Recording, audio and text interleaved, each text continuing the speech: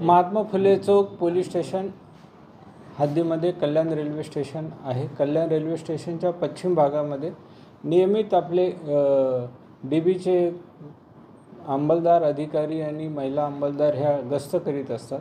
तर ते गस्त करीत असताना API स्वप्नील भुजबळ यांना 5-6 महिला एकत्र फिरताना आढळून आल्या। त्यांनी महिला पोलीस अंमलदार यांच्या मदतीने त्यांना चेक केलं असता, त्यांची माहिती घेतली असता त्यांच्याकडे काही संशयास्पद कागदपत्र आढळून आले। त्याची पडताळणी केली असता ते कागदपत्र आणि त्यांचे जन्मदाखले हे भारतीय नसल्याचे निष्पन्न झाले।